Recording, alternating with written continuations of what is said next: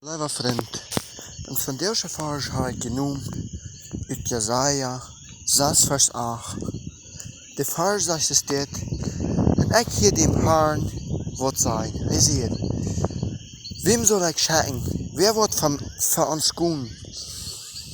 En ik zeg, ik zie hier, du kannst mich schicken.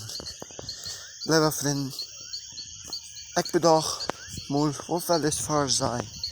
De Herr vraagt dezelfde vrouw van deze dag nog. De vraagt, wem zal ik schicken? Du fehlst so nodig, meine Arbeiter, wem soll ich schicken? Lieber Freund, der du dit hier.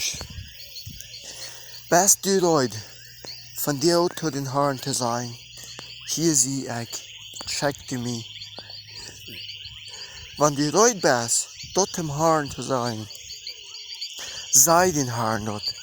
Der Herr will, Gott will, dass du von dir an bereit bist, für ihn zu tun. Der will, dass du für ihn gehst. Der fragt dich von dir krank sind.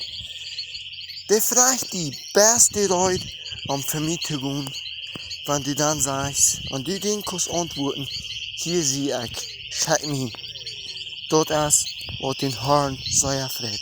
Wer will uns um alle Dollar vernehmen? Wer will nur bedenken, wo das ist für den Herrn ein Deuner zu sein?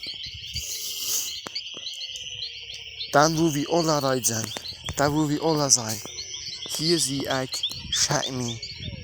Mocht der Herr je wirklich segnen, an der Zeit, was je dit mal nur denken, was diese Frau zu ihm sein wird.